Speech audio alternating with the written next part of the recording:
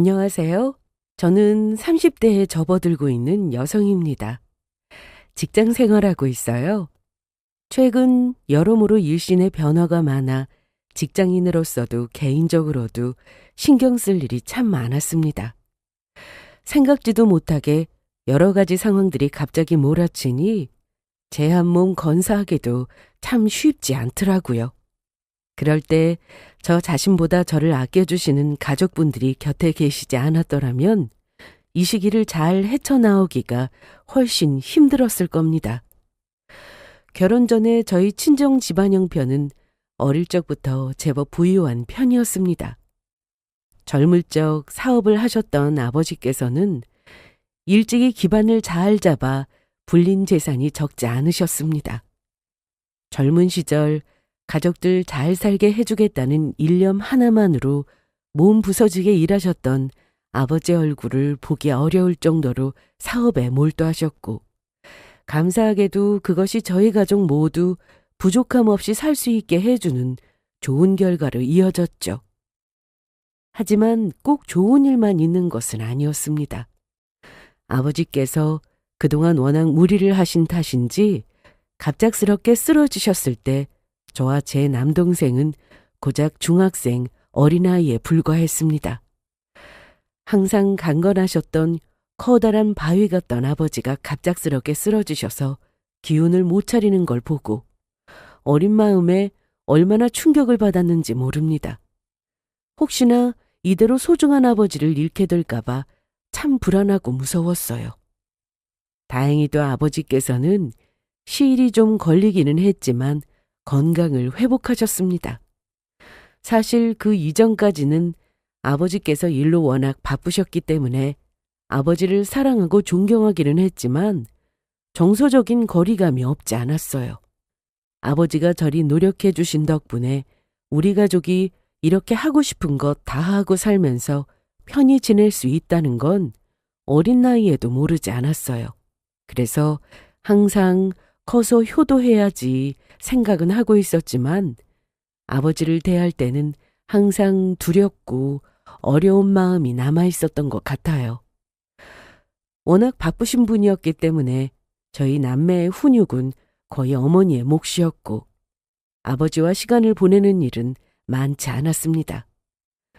아버지 입장에서도 그렇게 갑작스럽게 쓰러져서 생사의 기로에 놓였던 일이 인생의 큰 전환점이 되었던 것 같습니다. 아버지께서도 생각이 많으셨겠죠. 가족들을 위한다는 마음으로 자기 몸 아까운 줄 모르고 밤낮 없이 일에 몰두하셨지만 자식들이 다 크는 것 보지도 못하고 아직 한창인 나이에 큰일을 치를 뻔한 거라 생각하니 그동안의 인생을 돌아보게 되셨던 것 같아요. 아버지께서 고심 끝에 서울에서의 생활을 모두 정리하고 지방의 아버지 고향으로 함께 내려가자고 하셨을 때 조금 놀라기는 했지만 온 가족 모두 그 결정에 따랐습니다. 지금처럼 일하시다가는 아무리 건강을 회복하셨다 하더라도 같은 일이 일어나지 않을 거라는 보장이 없잖아요. 그런 식으로 소중한 아버지를 잃고 싶지는 않았습니다.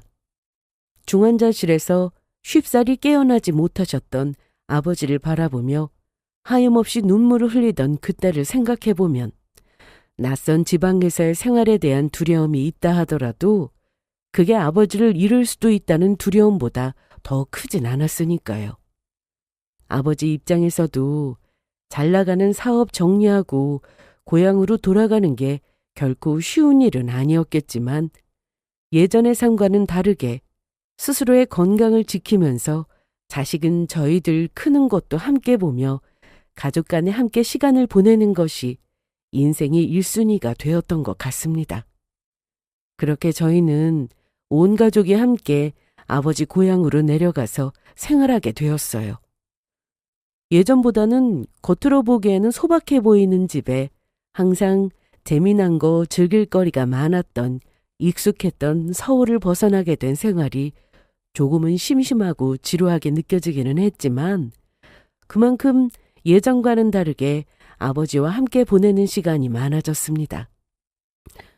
들판에 핀 꽃 한 송이 이름도 모르던 저희 남매는 주말마다 아버지 손잡고 시골길을 거닐며 작은 꽃나무 이름 하나하나 익히게 되었고, 각자 친구들 만나 나가 놀기 바쁘던 시간에는 온 가족이 함께 인근의 산으로 바다로 함께 즐거운 시간 보내며 가족 간의 돈독한 정을 쌓아 올렸습니다. 결과적으로 아버지 고향으로 온 가족이 다 같이 내려가기로 한 것은 참 잘한 결정이었다는 생각이 들어요. 아무리 부모 자식 간에 시간을 많이 보내려고 해도 아이들은 언젠가는 자라서 어른이 되기 마련이고, 각자의 인연을 만나 가정을 이루게 되면 아무래도 예전처럼 시간을 보내기는 쉽지 않아지니까요. 저도 시집가고 나서 예전만큼 아버지 어머니와 함께 흙먼지 묻혀가며 보내 즐거운 시간 보내기가 어려워지고 나니 예전의 그 시간들이 참 그립고 소중하게 느껴지더라고요. 한편으로는 어떻게든 짬을 내어 자식들과 조금이라도 더 시간 보내려고 노력해 주신 부모님이 얼마나 애를 많이 쓰셨을지 생각하니 감사한 마음이었습니다. 지방으로 내려가게 되면서 서울에서의 화려한 생활과는 거리가 먼 삶을 살게 되었지만, 그렇다고 해서 저희 집 가세가 기울었던 건 아니었습니다. 애초부터 사업에 문제가 있어서 아버지가 사업을 정리하셨던 게 아니었고, 지방으로 내려가면서 사업을 정리하실 때도 결코 손해보지 않으셨던 아버지셨습니다. 타고난 사업 수완이 뛰어나셨던 분이 아버지셨기 때문에 비록 겉보기에는 예전 서울 생활보다 소박해 보인다 하더라도 저의 가족들 사는 데는 전혀 지장이 없을 정도였습니다. 아버지께서 고향으로 내려가셔서 처음 시작한 가게는 철물점이었어요. 처음에 아버지가 철물점 하신다고 했을 때는 그게 어떤 건지 잘 모르는 나이기도 했고, 물건이 그저 어지럽게만 빼곡하게 들어차 있는 모습을 보고 다소 당황하기는 했습니다. 서울의 고급 고층 빌딩에 자리한 아버지 회사 사무실은 항상 깔끔하고 거대하게 느껴졌습니다. 그때를 생각해보면 지방 시내의 단층짜리 건물에 빛이 제대로 드나드나 싶을 정도로 물건이 빼곡하게 들어차 있는 철물점 광경이 솔직히 조금 초라하게 느껴지기도 했거든요. 하지만 그것도 지방에서 조금 생활하다 보니 제가 제대로 아는 것이 없어 아주 단단히 착각을 했다는 걸 알게 되었죠. 대형마트가 없는 지역에 철물점이 자리만 잘 잡으면 아주 번성한 사업이 될 수 있다고 하더라고요. 먼 대도시까지 나가서 장비를 구하지 않는 이상은 어지간한 일에는 철물점으로 해결이 되는 경우가 많았기 때문에 고정적인 손님이 적지 않더군요. 항상 출근할 때 말쑥하게 양복만 차려입던 분이 겉보기에는 예전과는 많이 다른 철물점을 왜 시작한 건가 했더니 역시 사업 수완이 예사롭지 않은 아버지의 현명한 선택이었어요. 게다가 아버지께서 그 지역 출신 토박이라서 그런지 예전부터 친분이 있으셨던 분들도 적지 않았고 생각보다 금방 자리를 잡을 수 있었습니다. 철물점이 번성하기 시작하자 그로부터 차로 20-30분가량 떨어진 인근 지역 시내 몇 곳에 철물점 2-3개를 더 여신 아버지셨어요. 믿을 만한 지인을 통해 구한 성실한 지역 청년들에게 직업 교육도 확실히 시켜 각 철물점 지점을 아주 꼼꼼하게 관리하신 아버지셨습니다. 보통 이런 철물점 경영하시는 분들은 부부끼리 번갈아가며 하루 종일 가게에 붙어 계시는 경우가 많거든요. 워낙 가게에 취급하는 물건이 많기 때문에 다른 이들에게 쉽게 맡길 수가 없는 게 보통이라고 하던데, 애초부터 가족들과 시간 많이 보내려고 귀향을 결심하신 아버지셨기에 아주 작심하고 직원 교육을 제대로 시켜 여유 시간을 만들어낸 아버지였어요. 물론 확실하게 교육시켜 일을 시키는 만큼 직원들에 대한 대우는 그 지역에서는 쉽게 찾아볼 수 없을 정도로 후하게 대해주셨습니다. 원래 사업할 때 가장 돈 크게 아끼지 말고 투자해야 되는 게 바로 사람이야. 당신 한 푼 더 버시겠다고 사람 함부로 갈아 넣는 걸 가장 경계하셨던 아버지가 항상 하셨던 말씀이었습니다. 아버지께서 경제적인 능력이 있어 우리 가족 편하게 살 수 있게 해주신 것도 물론 감사할 일이었지만 이렇게 인간적으로 배울 점이 많으셨다는 부분이 저로 하여금 아버지를 더 자랑스럽게 여기도록 만들었습니다. 이렇게 저와 남동생은 아버지 고향에 함께 귀향해 정말 소중한 학창 시절을 보냈고 두 사람 모두 서울로 대학에 진학하게 되어 자연스럽게 독립을 하게 되었습니다.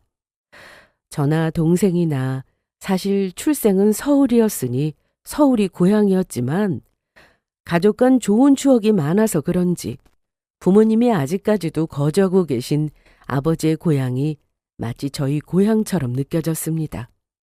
짬이 날 때마다 동생이랑 함께 내려가서 부모님 일도 돕고 함께 시간도 보내고 그렇게 지냈지만 그것도 취업하고 신경 써야 할 일이 많아지면서 예전만큼 자주 내려가기는 어려워졌습니다.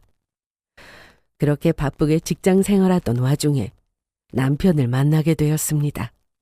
사실 남편과는 짧게 알고 지낸 사이는 아니었어요. 대학 동기인 남편과 대학생 때는 그렇게 가깝게 지낸 사이는 아니었습니다. 서로 어울리는 무리도 달랐고 저도 딱히 남편에게 관심이 있는 편은 아니었고요. 그렇게 서로 졸업하고는 연락할 일도 없었고 잊고 살고 있었는데 우연히 회사 일 때문에 거래처에서 그 사람을 다시 만나게 되었습니다. 예전에는 말수도 적고 쑥스러움을 많이 탔었던 것 같은데 다시 만나고 나서는 제게 적극적으로 호감을 표시하는 남편이 밀어붙이는 기세에 연애를 시작하게 되었어요. 서로 친하지 않은 사이라고는 하더라도 갓 20살 되어 입학했을 때는 이러저러하게 과 행사도 있고 어울릴 자리가 아주 없지는 않았기에 서로의 집안에 대한 기본적인 이해는 하고 있는 상황이었습니다. 저는 대학 올라갈 때 집이 지방이고 부모님께서 고향에서 철물점을 하신다. 그 정도로만 과 동기들에게 이야기를 해두었습니다. 아주 절친한 친구들의 경우에는 저희 집이 예전에 서울에서 꽤 크게 사업을 했고 지방으로 낙향하기는 했으나 집안 형편이 꽤 유복한 편이라는 걸 알고 있었어요. 하지만 그저 오며 가며 만나는 가벼운 지인들에게는 굳이 이런 집안 사정 이야기는 꺼내지는 않는 저였습니다. 그럴 필요성을 느끼지 못하기도 했고요. 그리고 사실 그게 틀린 말은 아니잖아요. 그러니까 남편 역시 저희 집안에 대한 정보는 딱 그 정도로만 알고 있었던 거죠. 남편 집안에 대한 대략적인 정보 역시 저도 알고 있었습니다. 지금 이사를 가기는 했지만 남편이 대학 다닐 때에는 시장 상가에서 부모님 두 분이 작은 상점을 운영하고 계신다고 했습니다. 자식들 대학 보내는 일이 불가능할 정도로 집안 형편이 어려운 집은 아니라 하더라도 여유 넘치는 집 또한 아니었어요. 저 졸업할 무렵에 제대하고 복학한 남편이 학자금 대출에 대해 문의하는 걸 과 사무실 들렸다가 우연히 본 적도 있었으니 집에서 자식들 비싼 학비 턱턱 내어줄 만큼 여유가 있는 집은 아니구나 하고 짐작은 하고 있었죠. 그래도 이제는 남편이나 저나 어엿한 사회인으로 제 밥벌이는 하고 살고 있었습니다. 감사하게도 그간 여유로운 부모님 밑에서 풍족하게 지낸 저였지만 이제 저도 어느 정도 머리 굵었고 내 가정 꾸려서까지 예전에 그러했던 것처럼 부모님께 손 벌릴 생각 같은 것도 없었고요. 결혼하게 되면 어차피 부부간에 알뜰살뜰 모은 것들로 가정 꾸려갈 생각이었으니 상대 집안이 자식들에게 의탁해야 할 정도로 형편이 아주 나쁘지만 않다면 집안 문제는 크게 고려할 것이 없다고 그리 여겼습니다. 결혼 이야기가 나오고 나서는 남편의 부모님인 시가 쪽 식구들과 먼저 인사를 드렸어요. 지방에 내려가 계시는 저희 부모님과는 다르게 남편의 부모님, 제게는 시부모님 되시는 분들은 여전히 서울에 거주하고 계셨고 남편이 회사 근처에서 자취하는 곳과 본가도 그리 멀리 떨어지지 않는 편이었습니다. 시간은 서울 변두리의 낡은 연립주택에 위치해 있었습니다. 말이 서울이지 요즘 수도권의 신도시와 비교하면 낙후되었다는 느낌을 받을 정도로 요즘 서울에서는 찾아보기 어려운 동네였어요. 남편 집안이 그렇게 잘 사는 집이 아니라는 건 알고 있었지만 그래도 예상했던 것보다 집안 형편이 썩 좋은 것 같지는 않아서 속으로 조금 당황을 했습니다. 우리 윤택이가 생활력이 강해서 아직 나이도 얼마 안 되었는데 모아놓은 것도 적지 않고 결혼 준비하는 데에는 무리가 없을 거다.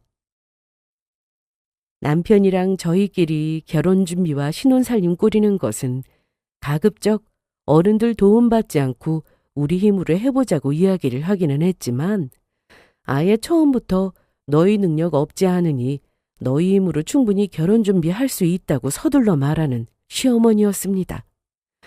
아들 칭찬을 빙자하기는 했지만 사실상 당신들은 자식 결혼에 경제적인 도움 못 준다고 선수를 친 것이나 다름없었어요. 그래도 우리 집 정도면 양반이지. 노후 준비라고는 하나도 안 되어 있어서 자식 시집장가 보내놓고도 자식들한테 의탁하는 부모들이 그렇게 많다고 하는데 우리 집은 그럴 일은 일절 없을 테니까 얼마나 다행스러운 일이야. 그러면서 당신들 노후 준비가 되어 있다는 것이 이 집안에 시집 오는 제게 있어 엄청난 이점이라도 되는 것처럼 자랑스레 말하는 시부모님이었어요. 뭐 틀린 말은 아니죠. 아무래도 자식들이 결혼해서 부모를 부양해야 하는 상황인 것 같으면 결혼 상대자로서 부담스러운 면이 적지 않으니까요.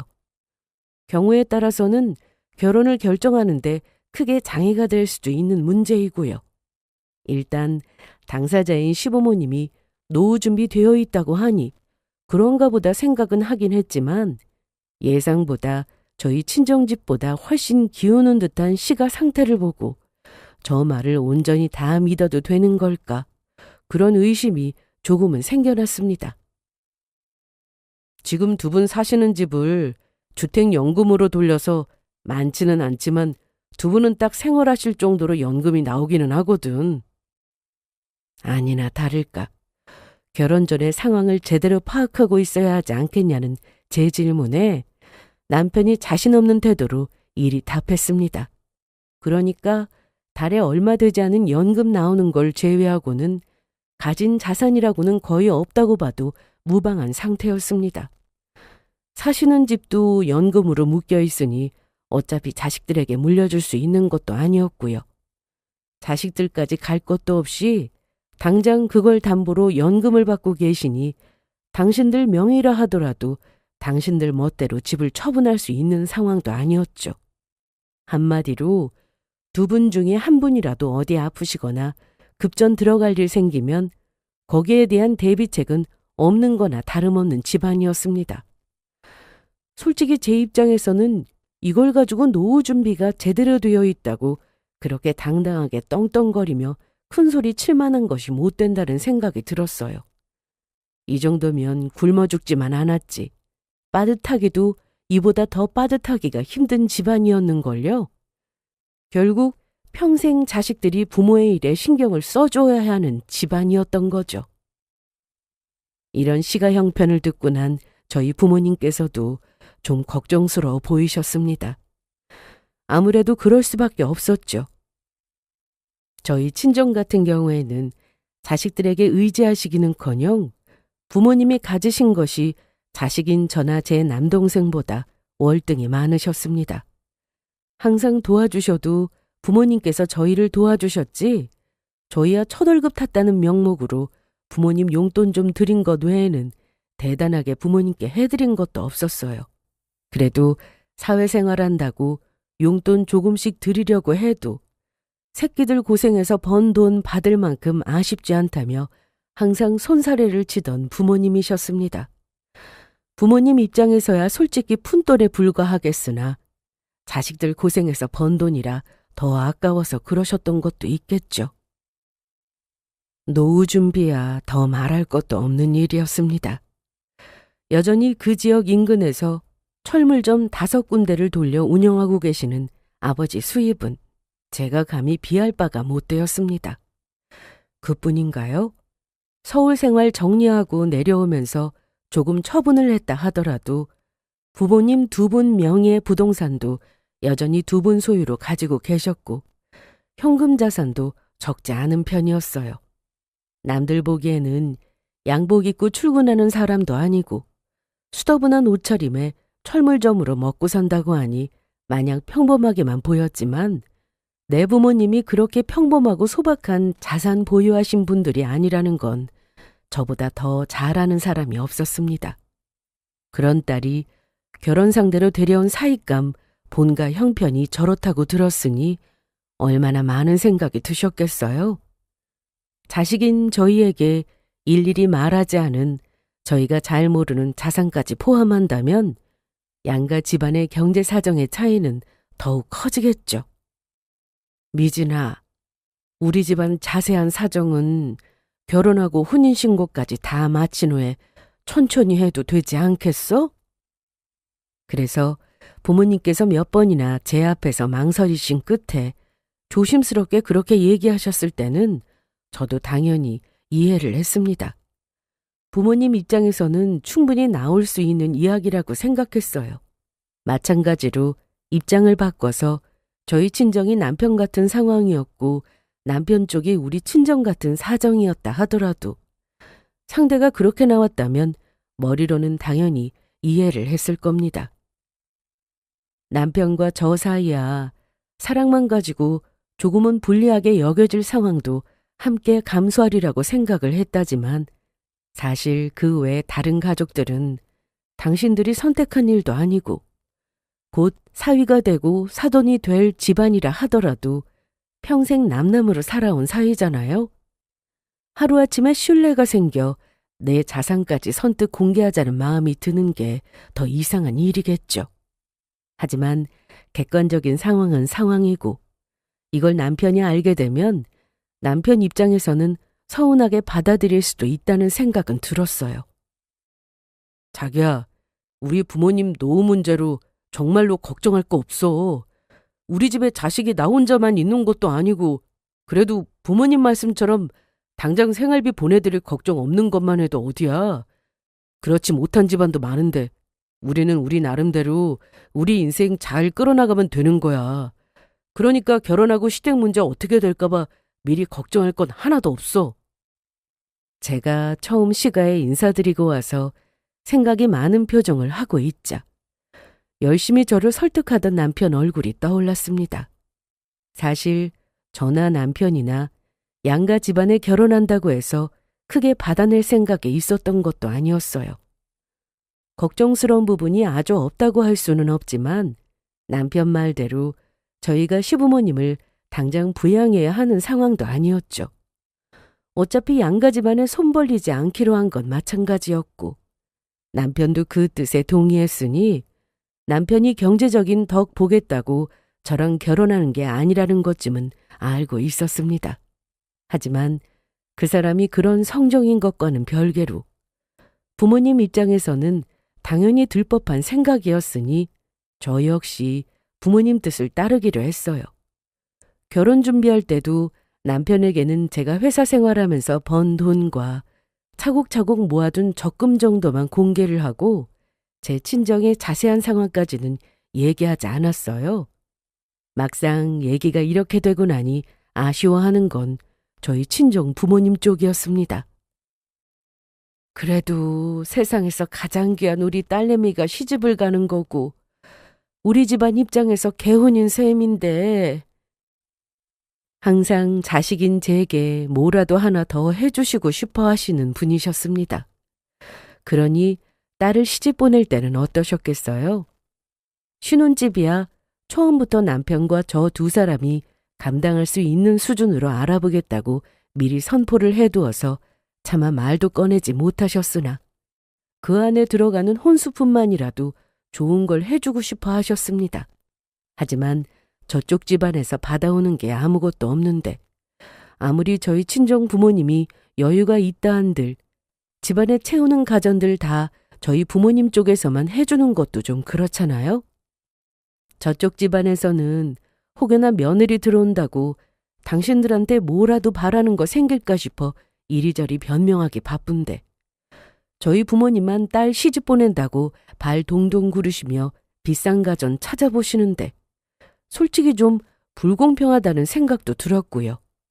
그런 마음에 한사코 말렸음에도 결국은 저희 친정 부모님 고집을 꺾지 못해 집안에 들어가는 고급 가전의 상당 부분은 저희 친정 부모님께서 채워주셨습니다. 자기야, TV가 무슨 영화관 스크린만 하다.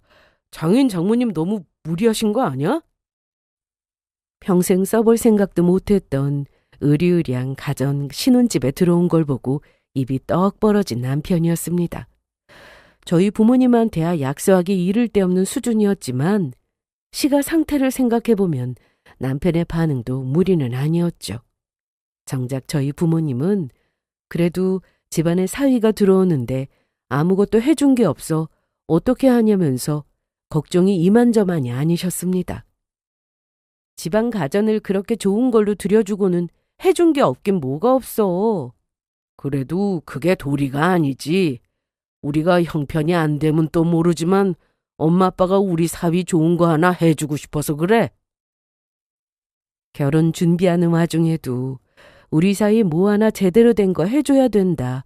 하도 닥달하셔서 결국 제가 말씀을 드렸습니다. 그러면 엄마, 나중에 그 사람 차 바꿀 때 좀 도와주실래요? 그 사람은 좋은 차에 로망이 있나 봐. 자기 벤츠 한번 끌어보는 게 소원이라고 신차 매장 앞에 지나갈 때마다 그러더라? 그럼. 젊을 때 좋은 차도 한번 타보고 해야지. 저한테 뭐 해주시겠다고 하면 끝까지 얘기를 안 했을 텐데 저도 아니고 사위한테 해주고 싶다는 걸 제가 자꾸만 맡기만 하는 것도 좀 그렇더라고요.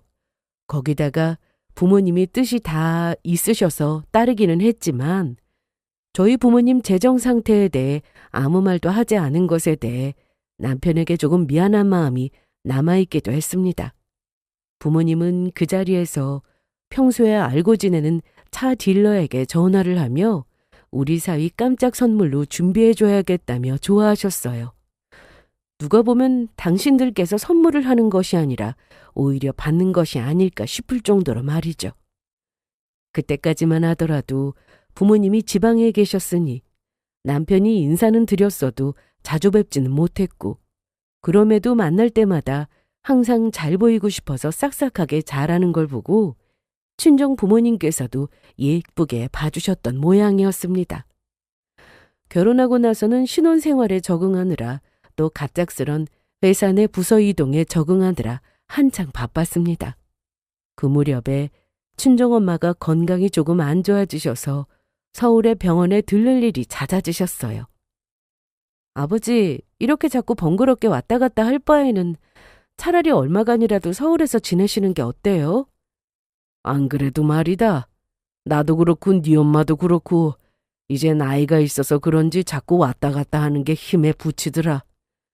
깨끗하게 관리 잘 해놓은 데는 지금 다 세를 내놔서 당장 들어가지는 못할 것 같고 일단 당장 들어갈 수 있는 대로 들어갈까 싶어. 그건 서울의 아버지 명의로 되어 있는 집 중에서는 가장 낡은 축에 속했습니다.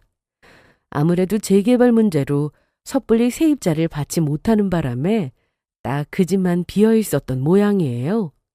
여보, 조만간 우리 부모님 서울로 다시 올라오실 것 같아. 뭐? 저희 친정 입장에서야 여러 개 가지고 있던 집 중 하나에 들어가 사는 일이니 사실 그렇게 큰 일이 아니었는데 남편 듣기에는 당황스러웠던 모양이에요. 아니, 철물점은 어떻게 하고? 도로 서울로 올라오신대? 서울 요새 집값이 얼마인데? 그거야 부모님이 알아서 하시겠지. 그래도 근처에 계시면 자식들이 신경 써야 할 일이 한두 가지가 아닐 텐데. 그렇게 따지면 나도 시댁이 지척인데 뭘 또 그런 식으로 얘기를 하고 그래? 우리 엄마 아빠가 자식들한테 잘 기대시는 분들도 아닌데. 대뜸 부담스러워하는 듯한 남편 태도에 저도 기분이 상했습니다. 저는 회사 생활한다고 바쁜 와중에도 새며느리 들어왔으니 가족끼리 오붓하게 시간 보내자고 주말마다 부르시는 시어머니 호출에 군말 없이 나가고 있었으니까요.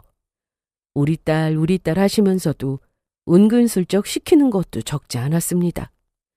요리해서 밥상 차려내는 건 물론이고 이제 과일 깎는 것 정도의 허드렛 일은 당연히 제가 해야 할 몫으로 밀어놓고 손도 까딱하지 않은 시어머니였어요. 그 옆에서 남편은 자기 엄마가 포크로 찍어준 과일을 눈치도 없이 야금야금 잘도 받아먹었고요. 아무리 우리 딸이니 뭐니 요새 시집살이보다 며느리 눈치가 더 무섭다느니 하셔도 시간은 시가구나 하는 생각을 적지 않게 하던 차였습니다. 그래도 아직 신혼이고 가족끼리 오순도순 시간 보내자는 말에 저도 최대한 협조하고 싶었기에 따르고 있었는데 내 친정부모 올라온다는 소리에 바로 무슨 짐이라도 얹은 듯이 말하는 남편 보니까 그만 심기가 불편해진 거죠. 자기도 아차 싶었는지 남편이 제 눈치를 보며 말했습니다. 아니, 나는 요새 당신 회사 일도 바쁜데 신경 쓸 일이 많아질까 봐 걱정돼서 그랬지.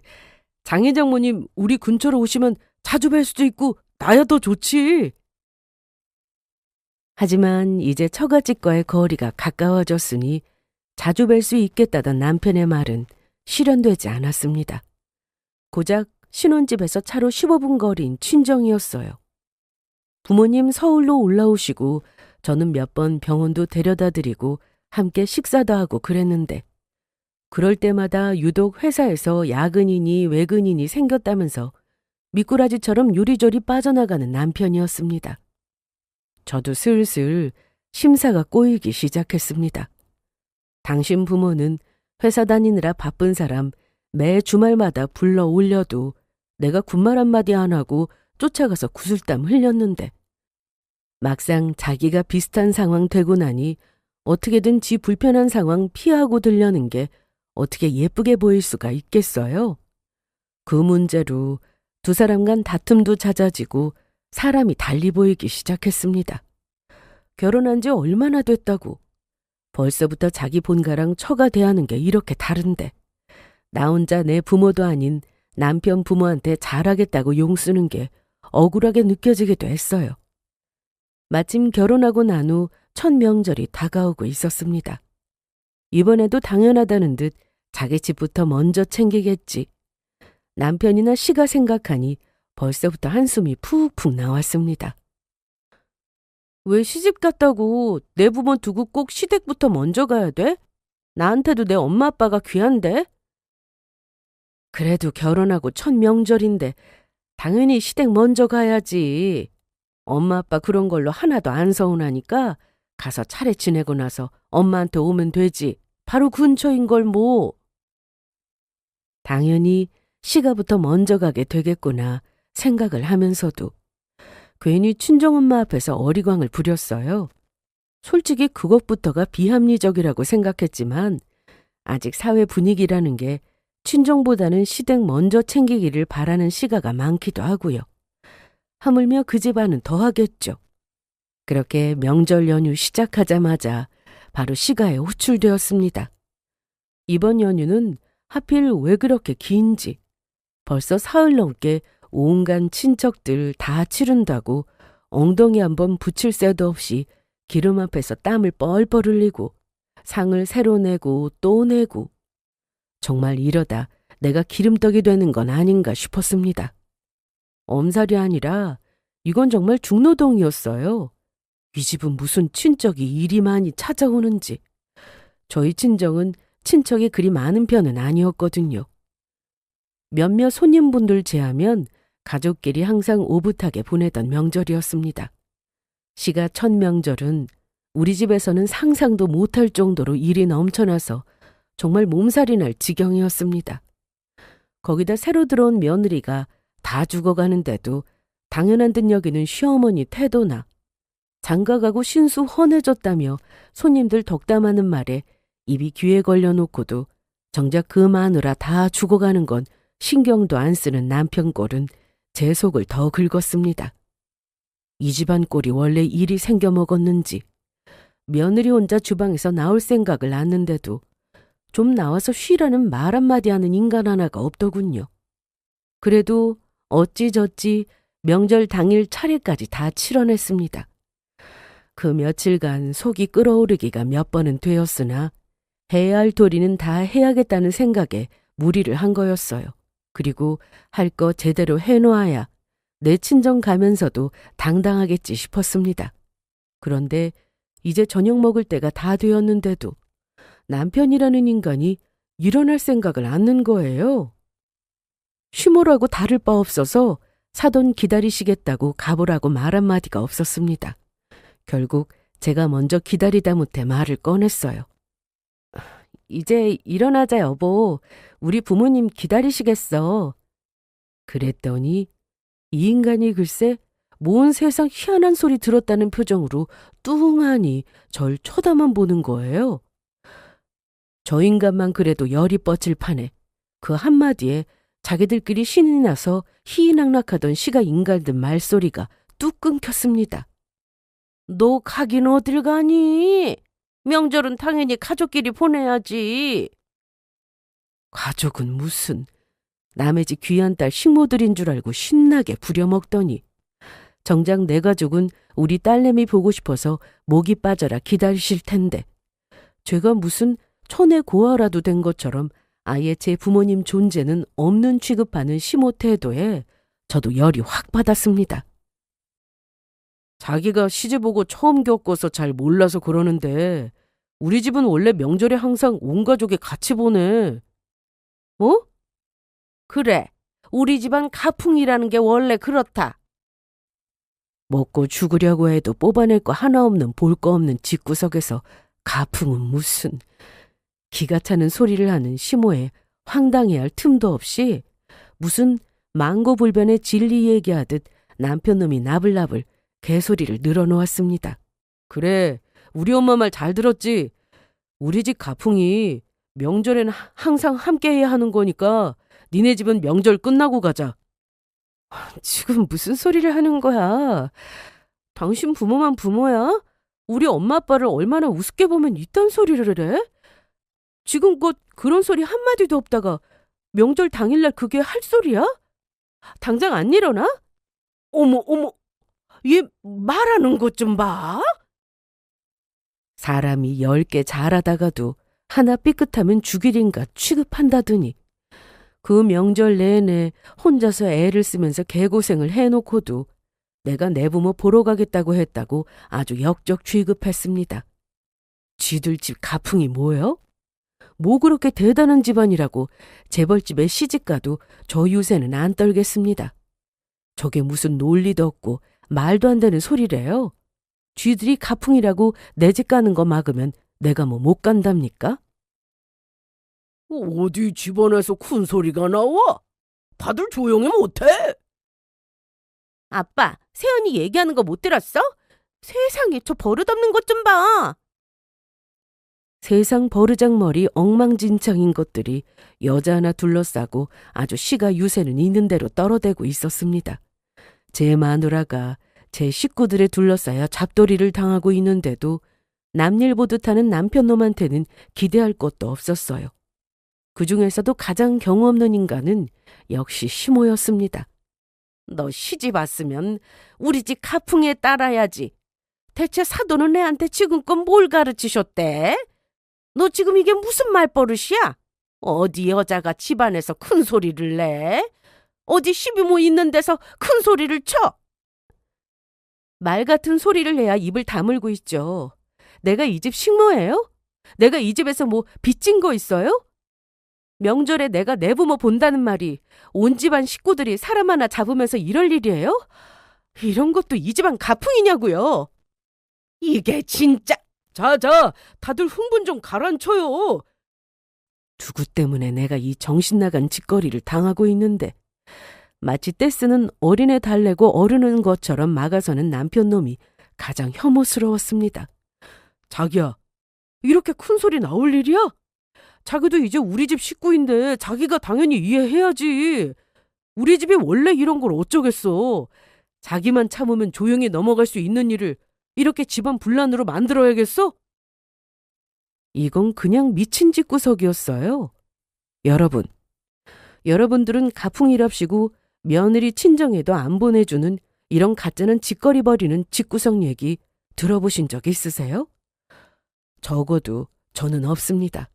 제가 지금껏 나고 자라서 보고 배운 상식으로는 이건 있을 수가 없는 일이었어요. 별것도 아닌 집구석에서 가풍까지 들먹이는 기도 안 차는 꼴이라니 어떻게 한 식구가 통째로 저렇게 개념 팔아치운 행동을 할 수가 있다니. 끼리끼리라더니 평생 보고 배운 꼴이 저 모양이니 그렇겠죠. 그리고 지집 왔다고 나랑 둘이 있을 땐 내 눈치 실실 보며 아슬아슬하게 선 근처에서 왔다 갔다 하고 찍소리도 못하는 놈이 제가 저 인간이랑 식 올리기 전에 이 집구석 이리 못 베어먹은 짓거리 하는 줄 알았더라면 미쳤다고 저런 놈이랑 결혼을 했겠어요? 제가 뭐가 아쉬웠어요? 우리 친정보다 한참 떨어져도 사람 하나 괜찮은 줄 알고 한 결혼이었습니다. 제가 이 집구석에 고개 숙여가며 저 더러운 갑질 참을 이유라고는 단 하나도 없었어요. 아들 하나 가졌다고 무슨 며느리 가축 취급하는 천박한 집구석 꼴하며 지 집구석 왔다고 감히 내 앞에서 저 건방 떠는 남편이라는 놈 꼴에 기가 찼습니다. 차라리 잘 됐다 싶었어요. 글렀다 싶으면 일찌감치 정리하는 게 답이죠. 친정부모님이 제게 우리 집 재산 이야기 미리 못하게 막은 게 아주 신의 한 수였다는 생각이 들었습니다. 어차피 아직 혼인신고도 안 했겠다. 이따위 못 베어먹은 집구석 하루빨리 발 빼야겠다고 그렇게 결심을 굳혔습니다. 아직도 무식하게 꾀꾀거리는 것들 들으라는 듯이 그 자리에서 친정엄마한테 전화를 걸었어요. 얘, 너 왜 이렇게 안 와? 아직도 시댁이야? 엄마. 이 잘난 집구석 식구들은 명절에 며느리 친정에도 안 보내는 게 집구석 가풍이라고 하네? 뭐? 그게 무슨 소리야? 여보. 제가 대놓고 제 엄마한테 바로 일러 바칠 줄은 몰랐는지. 그래도 장모는 어려운지 당황한 남편이라는 놈이 나섰으나 가짜없이 그 더러운 손을 뿌리쳤습니다. 엄마, 시집 와보니까 이 집구석은 며느리 알기를 우습게 하라도 아주 우습게 하네. 쥐들 식모라도 되는 것처럼 부려먹더니 내 발로 내 집 가는 것도 쥐들 허락이 필요한 줄 아나 봐. 진짜 주제도 모르지. 사돈 듣는 데서 망신이란 망신 있는 대로 주니 시모라는 정신 나간 여자가 분을 못 이겨 낯짝이 일그러졌습니다. 거기다 대고 아주 폭탄을 떨어뜨린 저였어요. 저 주제도 분수도 모르는 것들하고 도저히 수준 차이가 나서 더는 못 살겠어. 우리 집이랑은 도저히 가풍이 안 맞아서 저놈하고는 같이 못 살 것 같은데 어차피 이제 이혼해서 갈라설 남남 아니야? 그런 놈한테 아까워서 10원 한 장 못 내주겠는데 언감생심 벤츠가 뭔 말이래?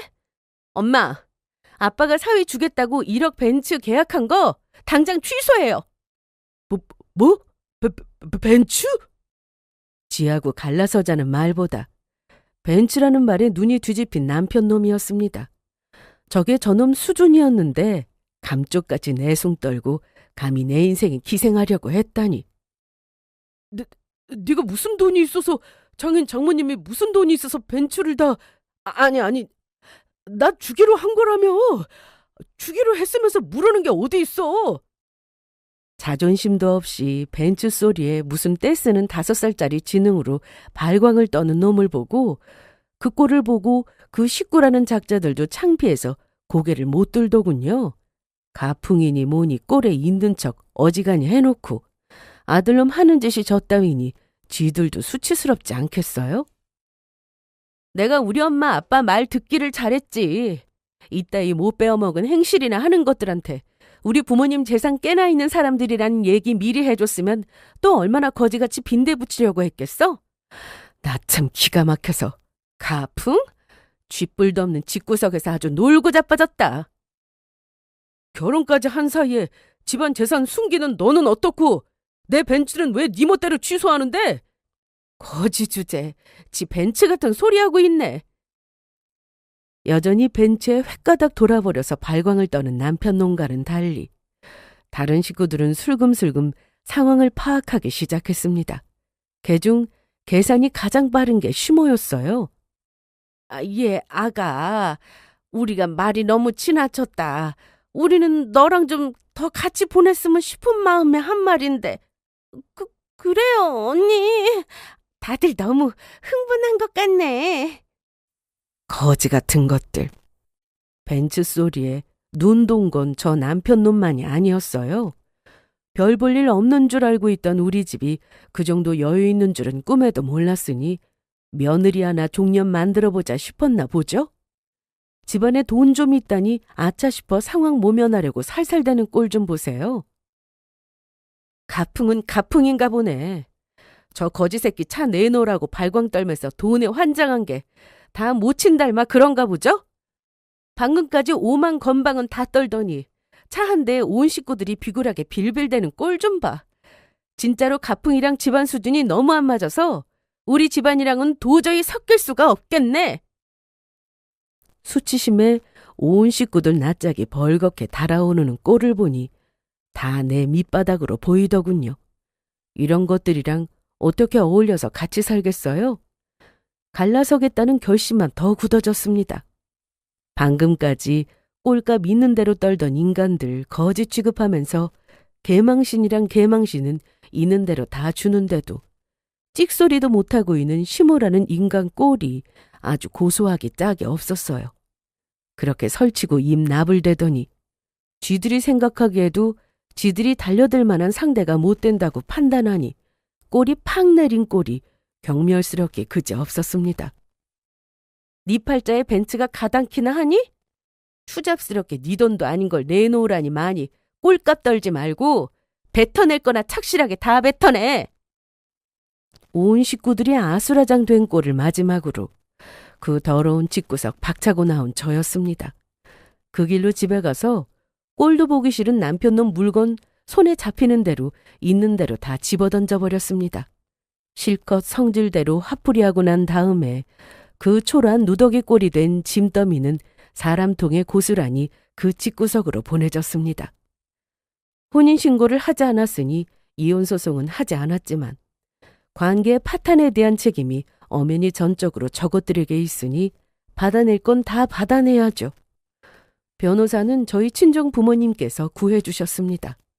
돈이 얼마가 들어도 상관없으니까 내 딸 그따위로 취급한 것들, 감히 우리 집안 우습게 본 것들 아주 제대로 피를 말려보라고.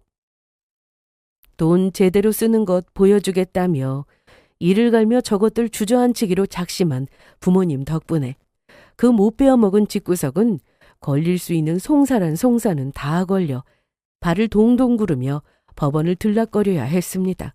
아마 일상생활이 불가능한 수준이었을 거예요.